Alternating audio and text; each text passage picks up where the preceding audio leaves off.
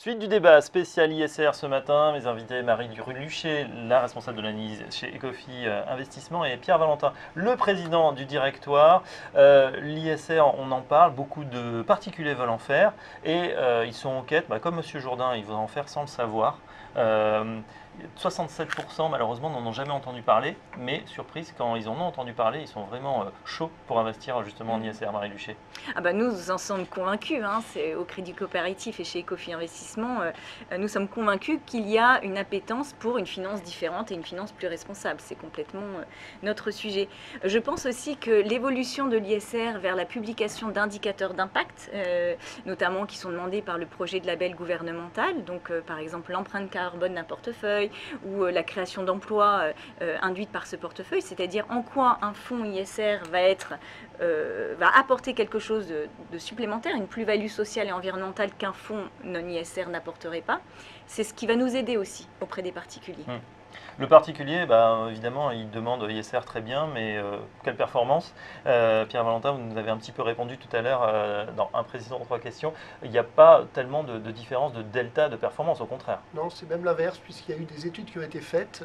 Les études sont contradictoires. Il y a un certain nombre d'études qui pensent que c'est neutre, d'autres qui disent que c'est négatif, et enfin, il y a des études qui pensent que c'est positif. Mais si on fait le cumul de toutes les études, on s'aperçoit qu'environ 2 tiers des études pensent que c'est positif, contre 1 tiers qui pensent que c'est négatif. Oui, en tout cas, il y a une étude très formelle. La prise en compte des critères ESG ne compromet pas les performances financières. En tout cas, ça ne peut pas faire de mal à la performance. Il n'y a pas de sous-performance parce qu'on investit en ESG, au contraire.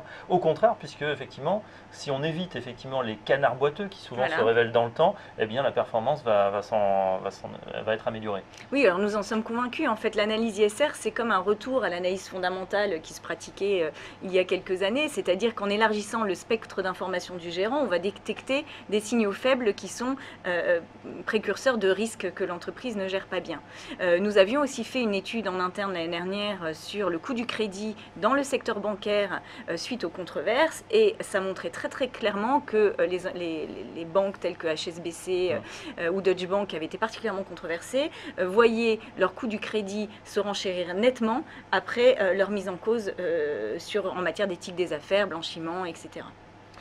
Je crois qu'on peut compléter en disant que, en théorie, quand on réduit l'univers d'investissement, on risque de réduire la performance possible du gérant. Mais il ne faut pas oublier qu'avec l'ISR, on ne fait pas que réduire l'univers d'investissement, on ajoute une qualité d'information.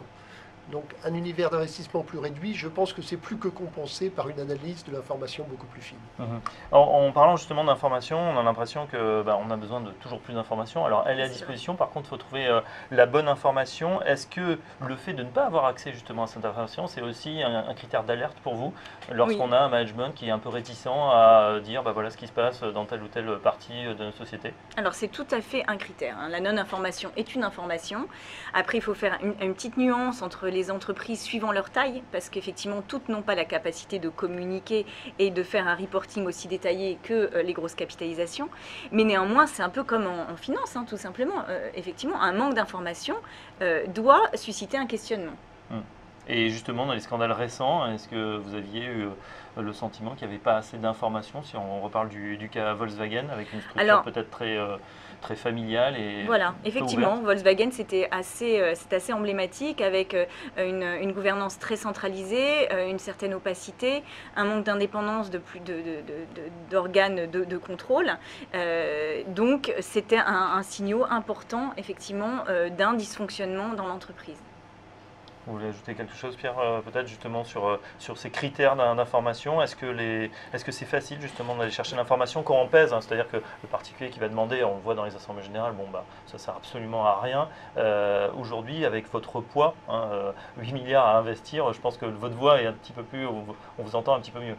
Oui, bien sûr, donc il est très important de pratiquer le dialogue avec les entreprises. Mais je pense que au-delà de ce dialogue, ou plus exactement dans ce dialogue, ce qu'il faut qu'on vérifie aussi, et c'est peut-être un concept qui n'est pas encore suffisamment inscrit dans l'ISR, c'est comment la politique RH de l'entreprise se vit. Quel est le degré d'adhésion des salariés? Sont-ils fiers de leur entreprise? Est-ce que vraiment cette culture de RSE irrigue la totalité de l'entreprise, ou bien Est-ce qu'elle est vécue d'une façon assez artificielle au sommet sans être vraiment transmise? Ces points-là, je pense, seront demain, et déjà aujourd'hui d'ailleurs, sont de bons indicateurs précurseurs de la sincérité de la démarche. Ah oui, d'autant qu'on voit qu'il y a quand même là aussi des choses un petit peu frappantes. On en a été les témoins récemment avec l'affaire Air France, quand même, ces RH là qui sont avec des chemises en lambeaux. On peut se dire que côté RH, ça pêche un peu.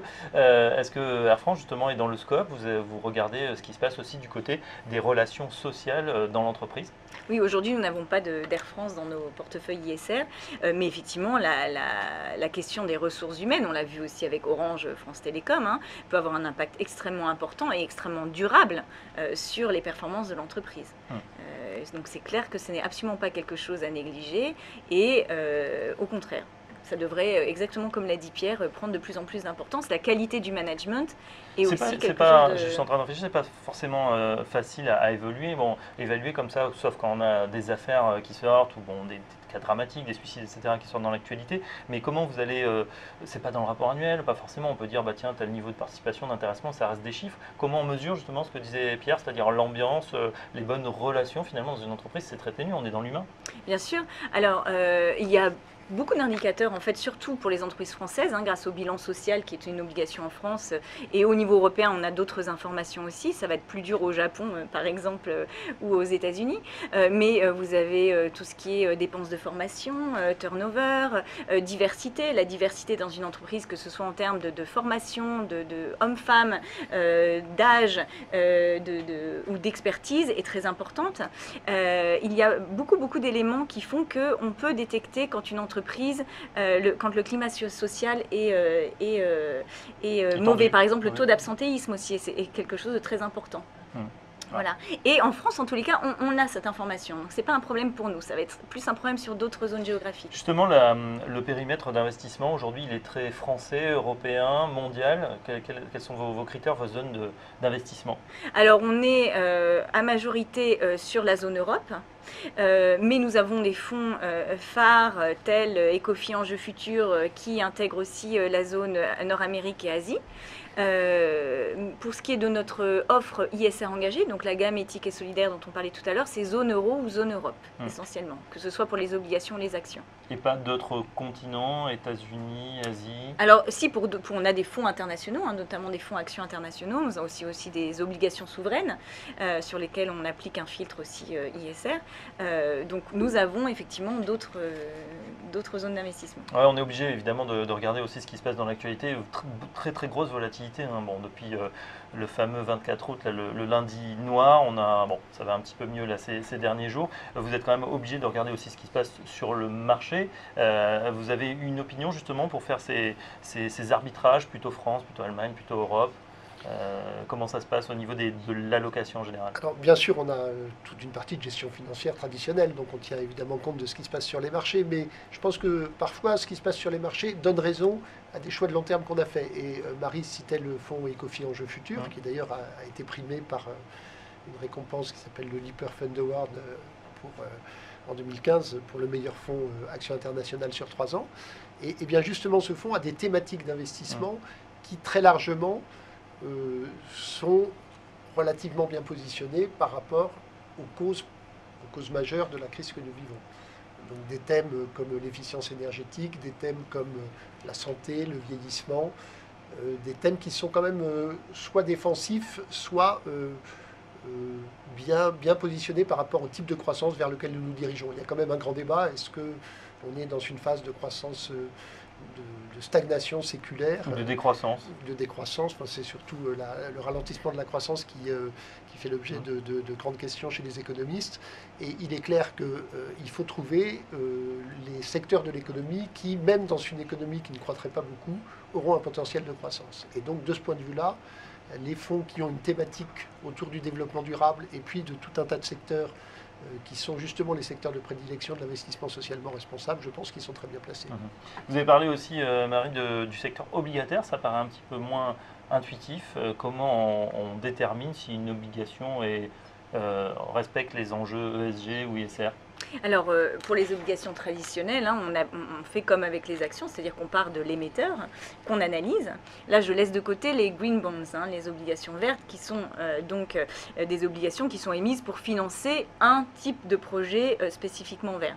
Mais dans des fonds traditionnels ISR obligataires, vous avez une analyse des entreprises de la même manière que sur les fonds actions. D'accord, donc un rating aussi de l'entreprise et savoir si elle va être capable de rembourser. Voilà. Un mot justement des green bonds, c'est une tendance, ça continue, c'est un marché qui se renforce sur lequel vous êtes peut-être présent? Oui, alors j'ai pas les chiffres en tête, mais c'est qu'il y a quand même une explosion du marché des green bonds cette année, hein. C'était quand même très très intéressant. Ça rejoint un petit peu la philosophie du crédit coopératif, mais Pierre en parlera mieux que moi dans la mesure où il s'agit de... Ce qui est intéressant, c'est un peu un écofi en jeu futur obligataire finalement, les green bonds. Ça peut être une idée pour un fonds. Ah, oui. Mais nous avons déjà des green bonds chez Ecofi. Ce qui est très intéressant, c'est ce fléchage de l'argent qui va vraiment être utilisé uniquement à un projet environnemental, d'amélioration de l'efficience énergétique ou autre. Donc c'est une émission d'obligations spécialement dédiée à un projet en particulier qui est dans le renouvelable voilà. en particulier.